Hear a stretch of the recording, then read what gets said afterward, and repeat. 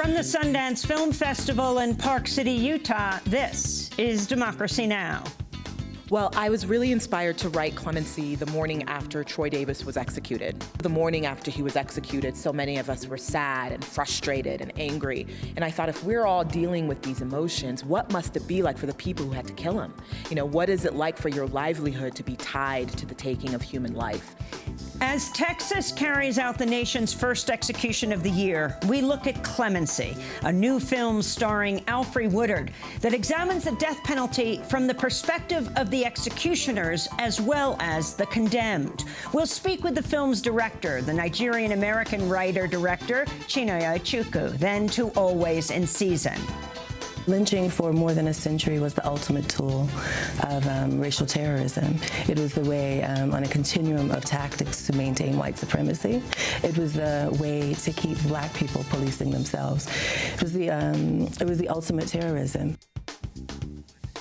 As we mark the beginning of Black History Month, we turn to a disturbing new documentary looking at lynching in the United States. It centers on the death of Lennon Lacy, a 17-year-old African-American high school student found hanging in 2014 from a swing set in a large white trailer park in North Carolina. We'll speak with Lacy's mother as well as the director, Jacqueline Olive. All that and more coming up.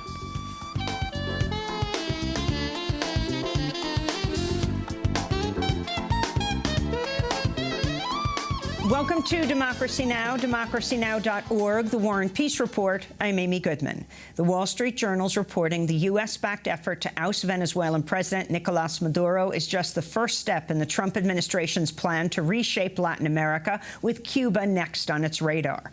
According to the report, the U.S. is planning to announce new measures against Cuba in the coming weeks, including new sanctions and restoring Cuba's designation as a state sponsor of terrorism. The move could seriously hamper foreign investment in Cuba. According to the Wall Street Journal, the U.S. then plans to target Nicaragua. In November, National Security Advisor John Bolton dubbed the three nations the troika of tyranny. Last week, Vice President Mike Pence said President Trump is not a fan of U.S. interventions abroad, except for in, quote, this hemisphere. In the latest news from Venezuela, opposition leader and self-declared President Juan Guaido said he's reached out to both Russia and China. The two countries are Venezuela's top foreign creditors and have refused to recognize Guaido's claim to be president. This comes as Reuters is reporting the Maduro government plans to sell gold from central bank vaults to the United Arab Emirates for cash as new sanctions from the U.S. threaten to further cripple Venezuela's economy. There are also reports the Venezuela-owned oil company Citgo is considering filing for bankruptcy. On Thursday, hundreds of workers from the state-owned oil company PDVSA marched in Caracas in support of President Maduro. This is Vice President Delcy Rodriguez addressing the march. All masks have been removed from Donald Trump, President of the United States, from his Vice President, the dislocated Mike Pence, from the National Security Advisor John Bolton. All without exception have said they are coming for the oil of Venezuela. And what is our response? Yankee hands off our oil industry. They will not return to govern Venezuela or come to take our oil. The Trump administration is expected to formally withdraw today from the landmark Intermediate Range Nuclear Forces, or INF, treaty. President Ronald Reagan and former Soviet leader Mikhail Gorbachev signed the treaty in 1987 to ban all nuclear and non-nuclear missiles with short and medium ranges. Critics warn the U.S. withdrawal could spark a new nuclear arms race. The U.S. has accused Russia of non-compliance with the deal. The withdrawal could take effect 6 months after official notice is given.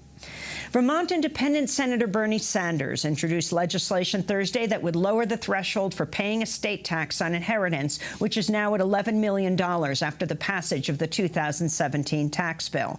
The measure would lower the amount to $3.5 million of assets, after which the estate tax would apply, the same level as in 2009. The change would only affect the richest 0.2% of Americans, and the revenue would help pay for social programs like Medicare for All. The measure comes after other high-profile Democrats introduced their own tax proposals on the wealthiest Americans. Last week, 2020 presidential hopeful Senator Elizabeth Warren proposed her ultra-millionaire tax on the top 0.1%, while fresh-member Congressmember Alexandria Ocasio-Cortez has been advocating for a 70% top marginal tax rate. Senate Majority Leader Mitch McConnell advanced a measure Thursday opposing the withdrawal of U.S. troops from Syria and Afghanistan in a rare challenge to President Trump. The non-binding measure declared the Islamic State is still active and a threat to U.S. interests. It was backed by most Republican senators, while Democrats remain split on the measure, with critics saying it could unnecessarily prolong the wars.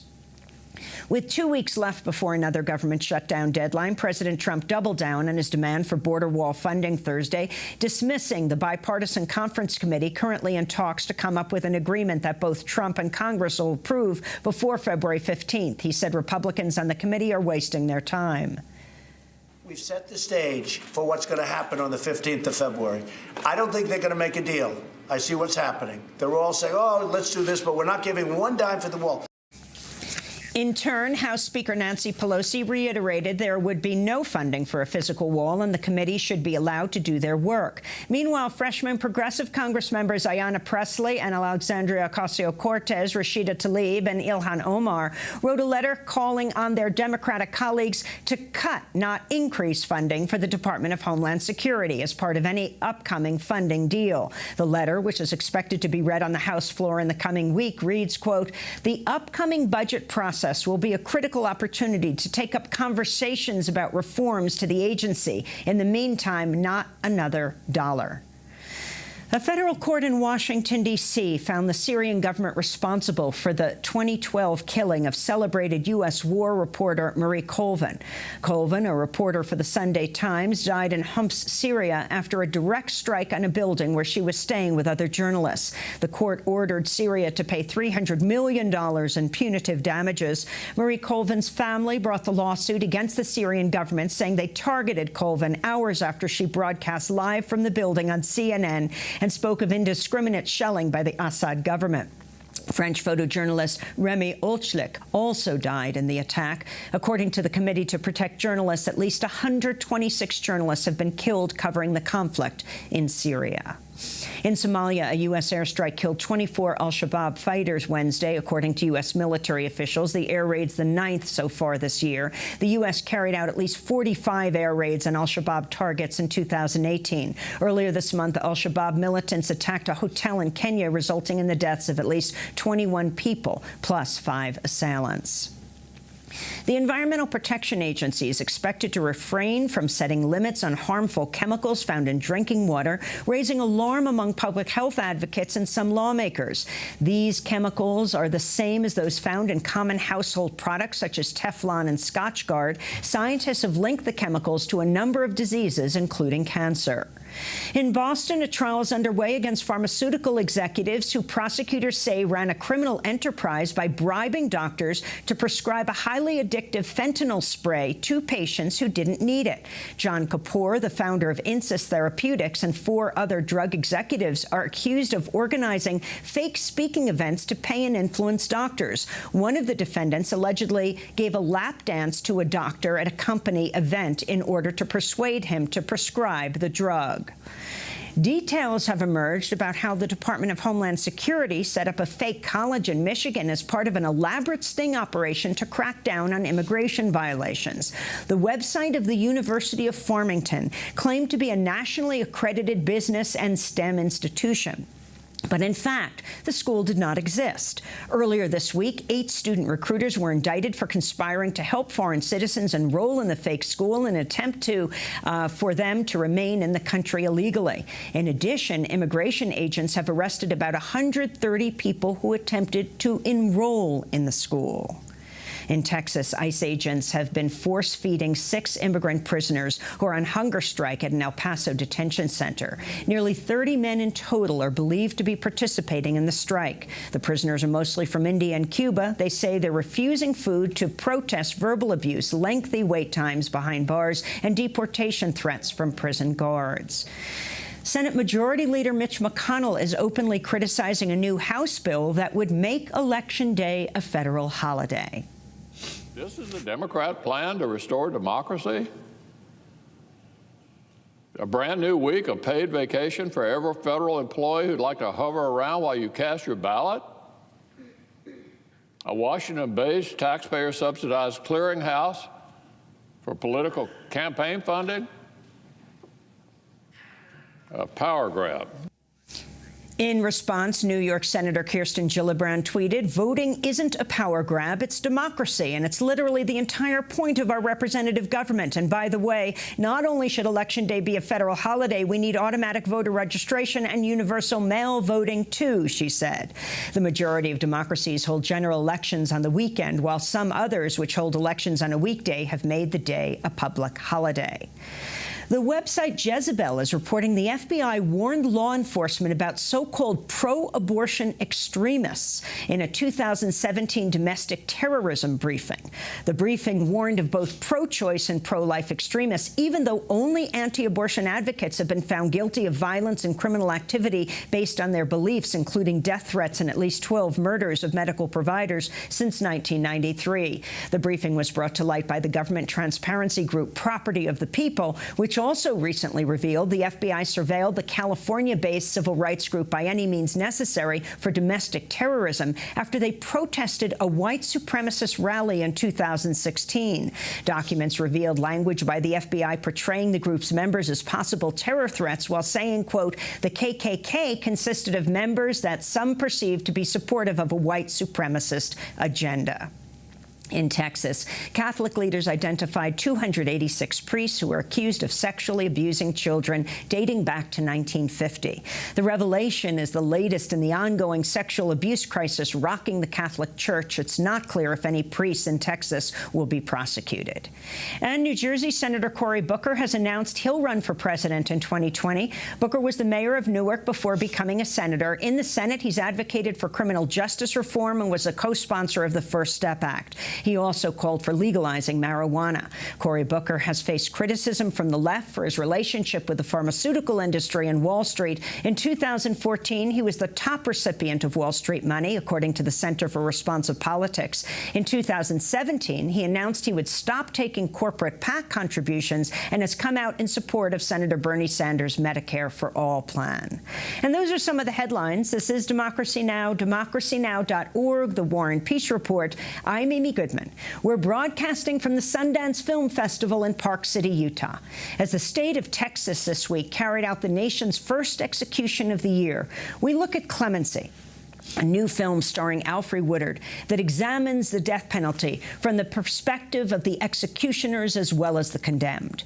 Woodard portrays prison warden Bernadine Williams as she prepares to oversee what would be her 12th execution as warden in the aftermath of one that was horribly botched. As her life seems to unravel, Williams for the first time grapples with what it means to be part of a system of state-sanctioned murder as the execution date for Anthony Woods, played by Aldous Hodge, gets closer. The Nigerian-American writer-director, Chinonye Chukwu, says she was inspired to take on the subject after the execution of Troy Anthony Davis, who was put to death by the state of Georgia September 21, 2011. Davis's execution was carried out despite major doubts about evidence used to convict him of the killing of police officer Mark McPhail. His death helped fuel the national movement to abolish the death penalty. Well, I sat down with Chinonye Chukwu Thursday as the film continues to play before packed houses here at Sundance. She began by talking about why she made the film. Well, I was really inspired to write clemency the morning after Troy Davis was executed. And I know that you have done a lot of work leading up to his execution, and hundreds of thousands of people around the world were protesting against his execution, including a handful of retired wardens and directors of corrections. And they band together and they wrote a letter to the governor urging clemency, on not just on the grounds of potential innocence, Troy's potential innocence, but also because of the emotional and psychological consequences consequences they knew killing Troy would have on the prison staff sanctioned to do so. So the morning after he was executed, so many of us were sad and frustrated and angry. And I thought, if we're all dealing with these emotions, what must it be like for the people who had to kill him? You know, what is it like for your livelihood to be tied to the taking of human life? And so that was the seed that was planted, and it was a way for me to enter an exploration of humanities that exists between prison walls. Now, interestingly, the prison warden is played by Alfre Woodard, an African-American woman. How typical is it for a woman or an African-American woman to be a warden in this country, a prison warden? It's more typical than you think. The problem is that media doesn't represent a lot of wardens who aren't white men. And so in the state of Ohio, for example, the majority of the wardens there in all the prisons are Black women specifically. I only met 1 or 2 male wardens in all the prisons that I visited there. The warden in San Quentin prison, which has the largest death row facility in the country, was a woman for like 20 years until she retired. So there's a female wardens association as well. So it's a lot more common than people might think. Mm-hmm. Talk about the research you did for this film. I did a deep 4-year dive into the research and advocacy required to tell this story. I started in 2013, where I just did secondary research, where I interviewed a lot of those retired wardens and directors of corrections and death row lawyers and men who were exonerated from death row. I visited prisons and read a lot of books and articles, and that was just scratching the surface. I was living in New York City at the time, and then in 2014, I moved to Ohio and volunteered on a clemency case for a woman named Tyra Patterson, who was serving a life sentence for crimes she didn't commit. And I worked very closely with her legal team and shooting a lot of video testimonials of her and her co-defendants in the prison, and traveling around the country, videotaping a national PSA, featuring a lot of advocates and activists, urging the governor to grant Tyra clemency. I volunteered. And she was in? She was in Dayton. She was incarcerated first in Dayton Correctional Institution, and then she moved to a facility in Cleveland, and she got out over a year ago. And I volunteered with different organizations for a mass clemency appeal for 13 other women who are serving life sentences. I also created a film program in the same prison that Tyra was incarcerated in, where I taught women who are incarcerated to make their own short films and script to screen. I also talked to many, many more lawyers and wardens and family and friends of people who've been directly impacted by incarceration, and activists and organizers and chaplains, and asked them to read drafts of the script, and they marked it up word for word. I had wardens on speed dial, chaplains on speed dial during production who can really make sure I got the details right. We flew out Dr. Alan Alt, who is a very ardent anti-death penalty activist. And I mean, Dr. Alan Alt was the warden of the death row prison where Troy Anthony Davis was executed. Exactly. And he's the one who, among others, appealed to Governor Nathan Deal to vacate the death sentence for Troy. And he was, I've been speaking with him for a couple years throughout the whole writing and revising of the script, and we flew him out on set, and he walked actors through the blocking of execution scenes and how to strap a man onto the gurney, and So talk about the conversations you had, for example, with the chaplains, then with, in this case, you have medics that are going to inject the 3-drug cocktail into the arm of the prisoner. All of these are extremely controversial. Doctors involved with this, chaplains involved with this. I mean, were doctors willing to talk to you? And I found it interesting that in the cases in the film Clemency, it was a medic, though they said they'd call a doctor if the prisoner didn't die very soon. Yeah. So I spoke to medical professionals these were medical professionals who knew about the process, but who were not directly involved in an execution. There are states where there are medical professionals who have carried out executions, and yes, it is controversial. I mean, it has to be. They're violating the Hippocratic Oath. Exactly. Do no harm. Exactly. And I know that in the state of Ohio that there's a legislation that was trying to be passed where it would make the identities of the medical professionals who agreed to do this anonymous, or confidential, and so there isn't that backlash. And the chaplains I spoke with, they no longer are chaplains, and they had to retire or move into a different path of corrections. One person who was a chaplain who oversaw, who was there during executions, actually became a warden of a facility that doesn't carry out the death penalty. But I know that it was a controversial choice, but I wanted to show I wanted to show the different people who are implicated in this process. Interestingly, just last week, a federal magistrate a magistrate judge issued an opinion likening Ohio's current 3-drug execution process to a combination of waterboarding and chemical fire. That opinion was used by Ohio Governor Mike DeWine to issue a 6-month reprieve to death row prisoner Warren Keith Hennis. Talk about the use of lethal injection and the chemicals. That's the other part of it. Increasingly, drug companies saying, you cannot use our chemicals, our drugs, to kill. Yes.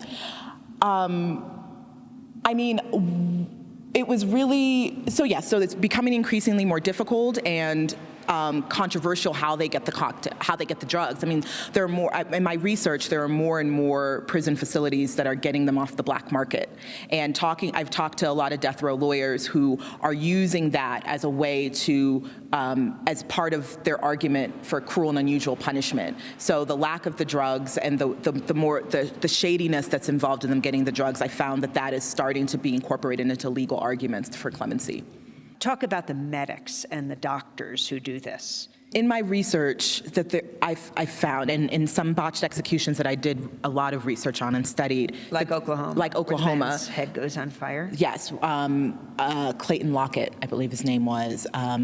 And I remember a conversation with Dr. Alan Alt when he was giving me feedback on the script, and he was giving me notes on the opening execution scene. And Dr. Alan Alt, who had consulted on many executions, including in the state of Texas, he said that he was surprised that I had included a medical professional because he had worked in facilities where it was corrections officers that were inserting the needle, and they had corrections officers inserting a needle, non-medical staff, and they would practice on oranges before they stuck the needle leading up in to the the execution, arm. because they practiced many times before the execution. I chose not to include that and have medical personnel, because that does happen in some facilities, but I was really struck by that. Clemency Director Chinonye Chukwu will be back with her after break.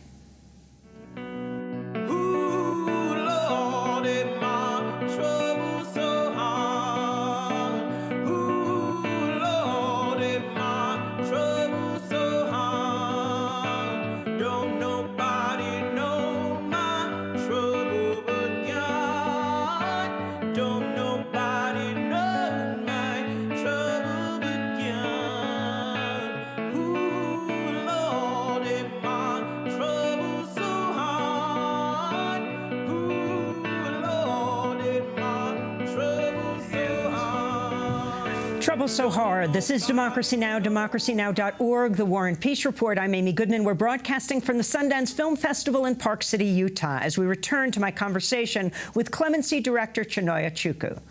In Clemency, there are 2 executions. Talk about the first, a Latino man. So, as I'm sure you know, black and brown people are disproportionately incarcerated, and black and brown people are disproportionately put on death row, and black and brown people are disproportionately put to death once they're on death row. And so I was very intentional about representing that in the film. You know, the first botched execution, it was important to show what can happen, you know, and to show the layers of complexities in the process, and that is kind of this shadow that's cast over the entire film as a possibility that can happen again and again and again, and that really is fueling Bernadine's internal conflict throughout the whole story. Bernadine is played by Alfre Woodard. What was it like to direct her? Alfre Woodard is one of our greatest living actors. Watching her perform on set was a masterclass in acting. She channeled something in this role, and I was really excited to give her space to tap into her brilliance and just give her time and let the camera sit with her as she really taps into her craft. After the premiere, Alfre Woodard talked about her experience making the film. When I did my research, I went with her to prisons in Ohio. I met with condemned men, with women in medium security prisons, men in maximum security, and the people that work there, most importantly. The people that we ask to step into the breach where we don't want to go while we hammer out whether we believe in capital punishment or not. Meanwhile, the people who are sanctioned with carrying those executions out, they have a higher, they have the highest degree of PTSD that is comparable to our troops that do 6 and 7 tours of duty in Afghanistan. That's actress Alfre Woodard, the star of Clemency. After the premiere of Clemency here at Sundance, in the Q&A, one member of the audience said, "Why did you focus on the warden?" I focused on the warden because, for a couple reasons. I wanted to explore and challenge this system of incarceration, of capital punishment, of the prison industrial complex through the gaze of a perpetrator of the system. I thought that doing so would widen the reach and widen the impact of the film beyond other progressive-minded people. And I think it would really complicate people's thinking around the death penalty and around incarceration and the humanities that are tied to incarceration if it's not told through the lawyer, through the defense attorney, or through a protester, but somebody who is a part of the system, somebody who might embody the values that, somebody who's for the death penalty might embody. And so that was my biggest reason. We've never seen this perspective before, and it expands the humanities that are tied to incarceration. Talk about the lawyer who represents Anthony Woods, the death row prisoner. He's constantly challenging the warden. Richard Schiff is the actor, well known for West Wing and other TV and films. That role and who you talk to understand this position. Yeah, so the lawyer, what I have observed, what I've found is that the lawyer, particularly for people who've been incarcerated for a long time, for many people on death row, their lawyer is their one kind of link to the outside world, and there's almost kind of like a chosen family relationship sometimes. And that is kind of what Richard's character embodies, and that is one way that we enter Anthony and get into who he is, because that's when Richard's character comes into the story, Anthony lets his guard down a little bit for the first time. And so I thought that was really important, so he can help, his character helps us see Anthony's humanity. I also didn't want this film to be about litigation or about the facts of the case or about guilt or innocence. So we never go with the lawyer beyond prison walls because it's not important. Especially it's not important to the humanities of the story. And so his character was really kind of a combination of what I've observed in all the many lawyers that I work closely with in the different clemency cases I volunteered for and the different lawyers I spoke with in the research. This is Richard Schiff, who plays death row prisoner Anthony Woods' lawyer. And one of the great things about what Chignone has created here is a story that's about people that are deeply affected by the processes of the state that decides to execute people. And they're the ones that literally pull the lever. They're the ones that accompany, chaperone people who are going to their deaths. And that's what's phenomenal about the story. That's Richard Schiff on the red carpet. Chignone, as your film premiered here at Sundance, the state of Texas executed 61-year-old Robert Jennings by lethal injection. It was the first of the year in the state and nation, in the state of Texas, that leads the country in executions. Your thoughts? I mean, I don't,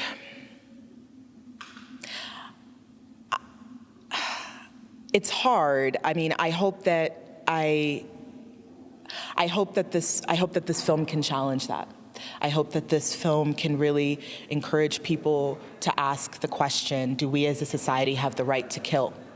And not ask, should this person die or not, but do we as a society have the right to kill? And so when I hear that, when I read about that, that's the first thing that pops in my head. Were these discussions you were having on the set? Absolutely. Throughout the writing and the revising of the script, throughout pre-production, I talked about this with the cast, and you know, some of the cast had complicated views, you know, and one of the things that makes it complicated is when we personalize. Well, you know, I'm against the death penalty, but if anybody ever did anything to my mother or my, you know, whatever, you know, or when I read about the man in Texas who was executed, the first thing, well, what did he do? I need to know what he did first before I can determine how I feel about his execution. And, you know, I had to challenge them. And I said, well, you're against it or you're not, you know, and and once again, it's not necessarily about determining whether or not who has the right to be seen as human, but do we as a society have the right to kill in the name of so-called justice? And so we did have those conversations. Hollywood still is the land of white male directors. Talk about really challenging all of this and what your experience here at Sundance means and what it means to you to be an African-American woman director, really crashing through that ceiling. I don't think about it until Nigerians, Black people, Black women, Black girls reach out to me and tell me that they can see themselves in me, that me being here, me having made this film expands their possibilities. And that's when the magnitude of this really hits me. Talk about your background. I am Nigerian American. I was born in Nigeria. Where in Nigeria? I was born in River State, Nigeria, which is southeast Nigeria, in a city called Port Harcourt. My parents still live in Nigeria. Most of my family live in Nigeria. I grew up in a very traditional Nigerian household, very connected to my culture. And then I grew up predominantly in Fairbanks, Alaska. How did you end up my parents are petroleum engineers. So when I was a baby, after I was born in Nigeria, we had a short stint in Oklahoma. And then when I was 6, 7 years old, we moved to Alaska, and I was there till I was 18. And then when I was in school, in college and grad school, Where did you go to grad school? I went to Temple University. I earned my MFA in film, focusing on screenwriting and directing. And that's when my parents moved back to Nigeria. They're like, all right, the baby is good. And so they moved back, and they've been there ever since. So, especially for young women and young women of color to hear the trajectory of your life, this is your first Sundance, and you're directing Alfre Woodard and Wendell Pierce and Aldous Hodge, who plays Anthony Woods, who is the death row prisoner. Talk about how you broke through to this point. Where did you go from graduate school? So one of the most impactful things to my filmmaking career was when I was awarded a Princess Grace Foundation grant in grad school, which was a $25,000 scholarship. Princess Grace of Monaco? Princess Grace Foundation, yeah, Princess Grace of Monaco. There's a foundation, a lovely foundation, where they award a handful of film students this amazing $25,000 award to make a film, their thesis film. And that is what helped me make my thesis film, and that thesis film helped me make my first feature, and that first feature is what helped me get a fellowship at Princeton, and that fellowship is where I wrote Clemency, and it goes on and on and on.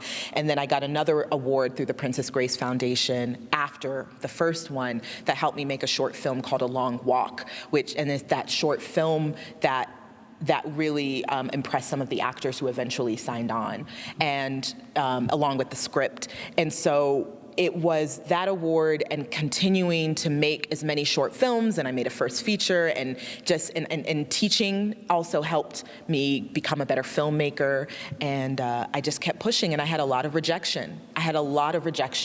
But throughout the rejection, I think the most useful thing that helped me get to where I am is that I had to learn how to not define my worth and my joy by external success or rejection. And once I detached from the ego of filmmaking, I became a better filmmaker, and I became more engaged in the craft of it and detached from outcome. I mean, you broke new ground in so many ways. The cast is almost all African American. Yeah, I love it. And it was just, you know, they're amazing talent, you know, and we need more stories where characters of color don't have to explain their existence in the narrative, where they have these full, rich, nuanced, emotional arcs that are not solely defined by their race and or gender. And your activism in prisons, I mean, this is also unusual for a director of a film, that you have spent so much time as a teacher inside prisons working with women. Explain more what you've done. So I've been a film professor for over a decade, and I've been teaching college students how to tell their own stories. So when I started spending a lot of time in the prisons talking to different women incarcerated there connected to the first clemency case that I volunteered for, I realized that me helping people tell their stories shouldn't be confined to the privileged walls of a college classroom. And I just had this idea, well, why don't I just bring my curriculum to the prison? These are stories that need to be told, and their voices there. I don't believe in giving a voice to the voiceless, that there are so many voices here and people need to tell their stories. So I created a one-year curriculum, screenwriting, directing, production, post-production, and connected them to community artists who helped them edit their films and do a sound mix. They had rehearsals in the prison, and once the films were done, we screened the films all over the country. And now that all the ladies in the inaugural class are out, they still continue to screen their films. So, and why are they in more often than not in prison? Can you generalize? Abuse. They are abused women. Abused women, sexual violence, physical violence, that can lead to other issues that lead to other issues that lead to incarceration. The abuse to prison pipeline is, I would say, is one of the biggest reasons. What most surprised you doing this film? How emotionally and psychologically similar I am to the characters, especially in terms of their navigating loneliness and isolation. You know, growing up, I struggled with depression and deep, penetrating loneliness, and almost at 14 wanted to take my own life, and thankfully did not. But I have navigated my own kinds of darkness and had to transform my relationship to living and death through almost dying. And I think that that's something that Bernadine and Anthony in the film are also navigating. And I was surprised at how I didn't know that. I didn't make that connection until we were shooting the film. And I realized that I see myself in these characters, and that is why that is how they came out of me. Chinonye Chukwu, the director of the new dramatic film Clemency. Special thanks to Park City Television and Conrad Jacobellis. This is Democracy Now!, DemocracyNow.org. We'll be back in 30 seconds.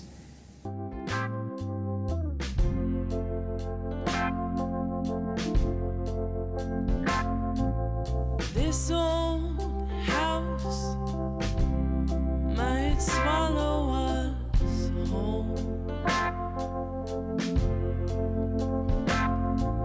Begins with our family, and soon it comes round to our soul. We're trying to Layla McCalla, Heavy as Lead, here on Democracy Now!, DemocracyNow.org, The War and Peace Report. I'm Amy Goodman. We're broadcasting from the Sundance Film Festival in Park City, Utah. As we mark the beginning of Black History Month, we turn to a disturbing new documentary that examines lynching in the United States. It's called Always in Season. Among those interviewed in the film, Sherilyn Ifill, director of the NAACP Legal Defense and Educational Fund, and Brian Stevenson, founder of the Equal Justice Initiative, which built the National Memorial for Peace and Justice in Montgomery, Alabama, to remember the more than 4,000 African Americans lynched in the United States. This is an excerpt of Always in Season. I think what most people have a hard time appreciating is if you were black and alive in many parts of this country, the 20th century, you were always at risk. You were always a target. You were always an object to be victimized, to be humiliated, to be taunted, to be sexually exploited, to be killed. And there was no respite. There was never a moment when you were allowed to feel like you can be safe for just a little while. You were always in season.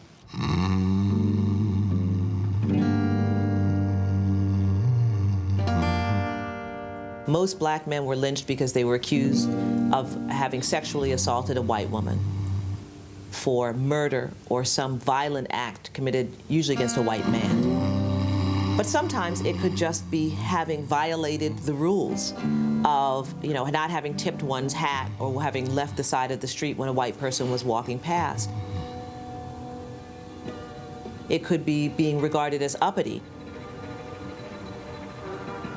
And it really involves a process of dehumanization, that the black man had to be physically restrained, that he was over-sexualized, that he was naturally and inherently violent, or something that's not human.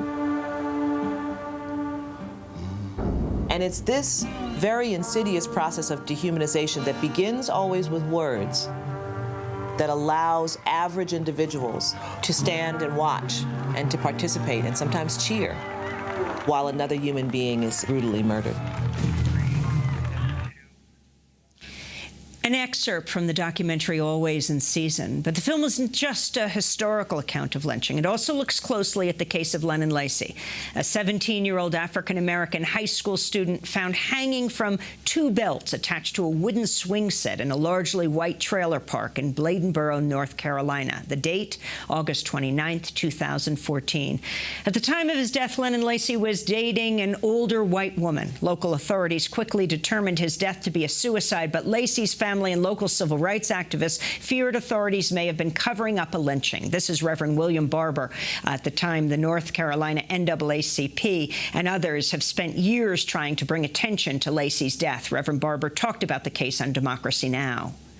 This young man was found almost exact date. Emmett Till was killed. He was found hanging, had the wrong shoes. Our own independent pathologist said there was no way he could have done this to himself. We've called for an independent investigation. Well, this week at Sundance, I spoke to Lennon Lacy's mother, Claudia Lacy, and Jacqueline Olive, the director of Always in Season. I began by asking Jacqueline to talk about lynching in America and why she focused on the case of Lennon Lacy.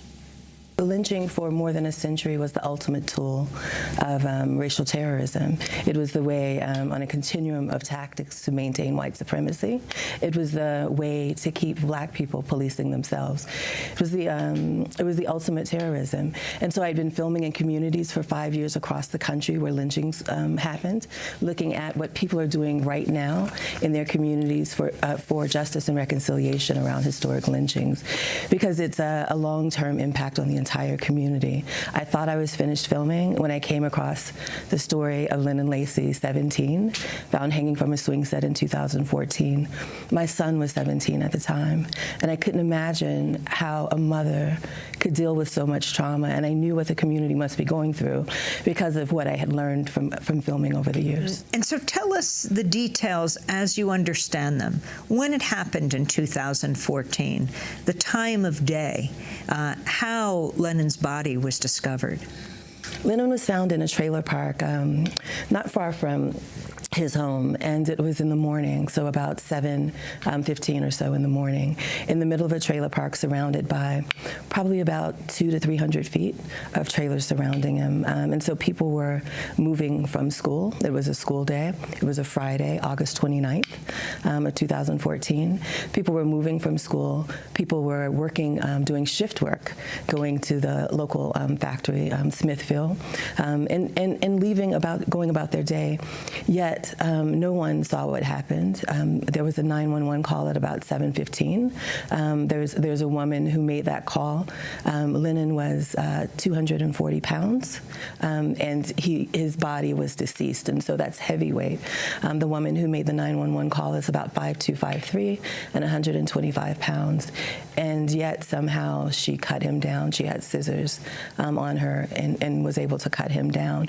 There are all kinds of inconsistencies in what turns out to be evidence in the case, and sadly turns out to be evidence that was quickly brushed under the rug.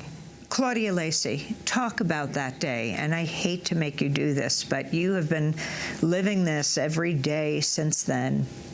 How you learned what happened to Lennon. I was on the phone with my sister. A knock came at the door. The police officer, Chris Hunt, which is the sheriff of Bladen County, he said that I need you to come and go with me. And he wouldn't go into detail why. So I got in my vehicle and I followed him over to the trailer park.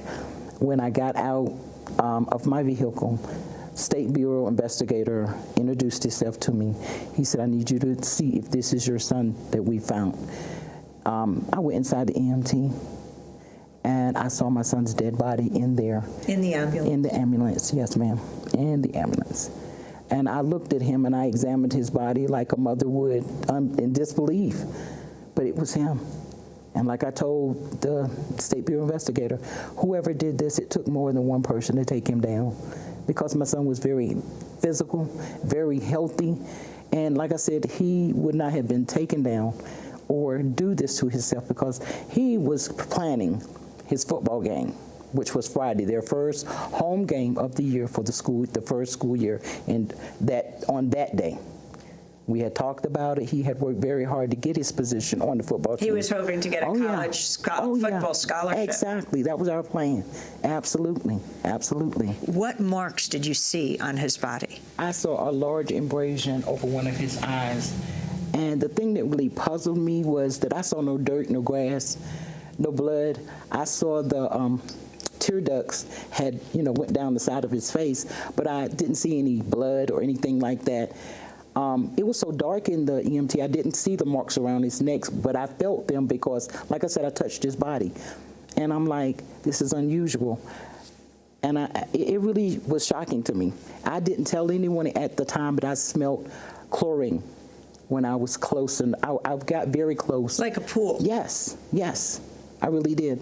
And I didn't say anything to anyone about it until later on, because like I said, when I walked onto the scene, they were wrapping up the crime scene tape. The police of Bladen County were. They were, wait a second, they were wrapping it up, meaning taking it away from the swing set? Yes, ma'am. Yes, ma'am. This was within an hour? Yes, ma'am. But I didn't know anything about it until after 12 o'clock. I was not notified because they didn't know who he was until after 12. Before Claudia could identify the body. Absolutely. They were taking down the crime scene tape. Yeah. The coroner that you feature in the film, Jackie, says he knows beyond a shadow of a doubt that Lennon Lacey was murdered. How does he know? So that's the mortician, local mortician who prepared Lennon's body, F.W. Newton. And he prepared Lennon's body. He actually knew Lennon. He had met Lennon for the first time a few days before at his uncle's funeral. And F.W. Newton, in addition to talking about the bruises on his arm, on his forearm, that indicated that he might have been in a fight as opposed to on the back of his arm or the top of his arm.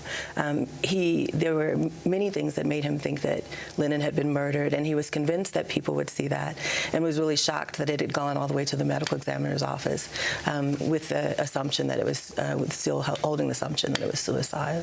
And I want to point out, too, that the interview with F.W. Newton was the only official interview that we got. We tried to interview the medical examiner, tried to interview the coroner, the DA, the chief of police, and no one would talk.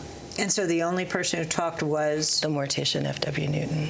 Why wouldn't the others speak? I don't know the motivation, but they declined an interview. When did they start saying suicide? Claudia.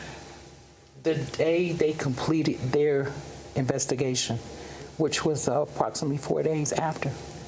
Matter of fact, if you listen to the 911 call, she called it that time when she made the call. He hung himself. Who said that? The 911, the person that called in the call. 911. The 911 person. The one who found his body. She was the one that said he hung himself. Suicide was then determined, if you ask me, because after that, that's the way it went. They didn't come and check for any evidence of, you know what I'm saying, suicidal, no. They didn't question any of the family to see if any of his behavior changed or any of that. There was none of that done, none of it. Jackie Olive, you intersperse the story of Lennon Lacy with reenactment of lynchings and the history of lynching. Sure. If you can talk about this, what had been going on in the county. It's very unusual to keep the history alive of what had happened to the Black community. And so one of those communities where I'd filmed is in Monroe, Georgia, where a diverse group of people, they get together annually to reenact a 1946 quadruple lynching of two couples, the Malcolms and the Dorseys. And they do that to make sure that the victims are never forgotten. And the lynching was in 1946. My mom was alive in 1946, so that's a generation ago. And so they believe that some of the perpetrators may still be living there. So talk about this reenactment of lynching.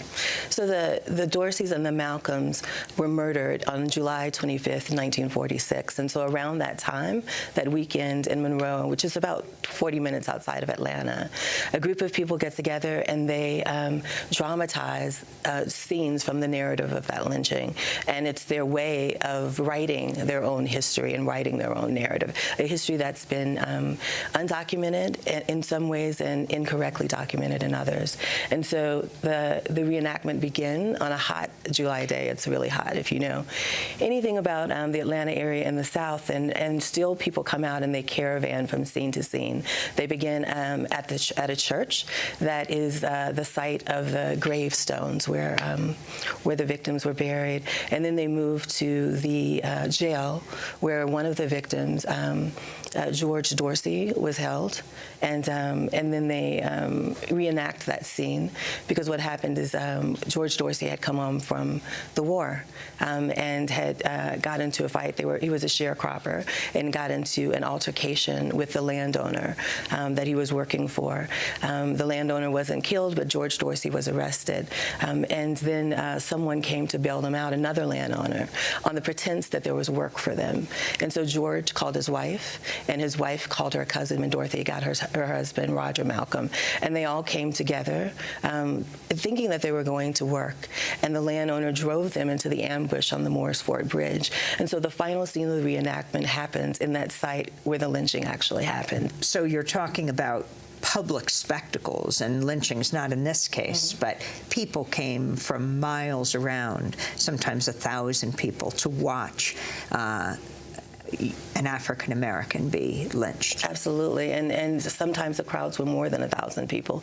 In Waco, Texas, in 1916, 15,000 white men, women, and children came out to watch the lynching of Jesse Washington, and that has happened many times across the country for over a century, from about 1872 to 1964. Experts believe that there were they've recorded about 5,000, nearly 5,000 lynchings.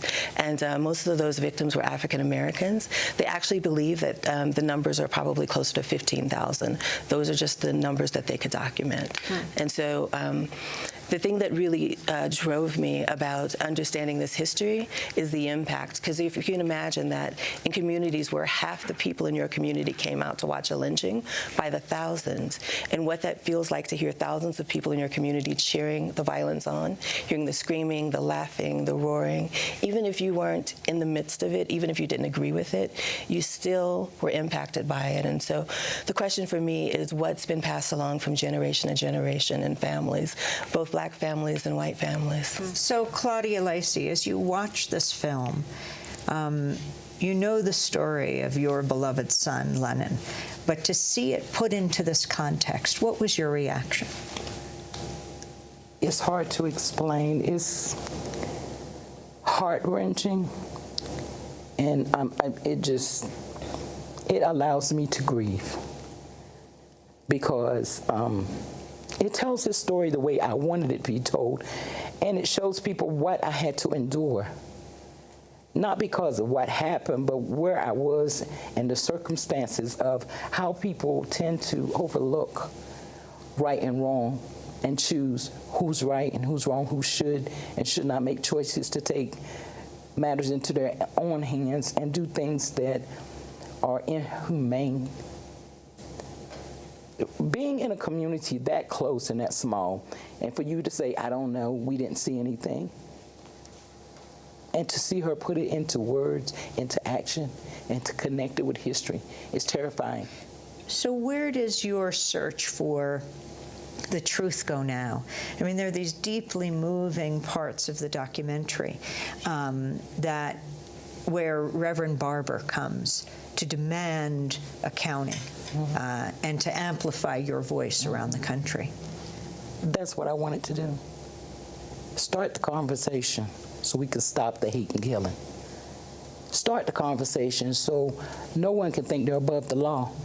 Start the conversation so that when you have a job to do, do it regardless of color, creed, your circumstances. Whatever happened, but it needs to be done in a professional manner at all times, regardless of your social status. People need to be respected as human beings, sisters and brothers, mothers and fathers.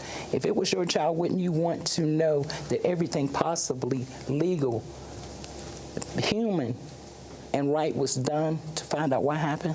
Do you have any inkling at this point? It's been more than 4 years. Did anyone come forward in this case? Lots of people did, but they were intimidated, just like she said. It's a repeat of history. Ran away, threatened, scared, locked up. Someone was killed. My son and I heard of an actual killing, but it was like an accident.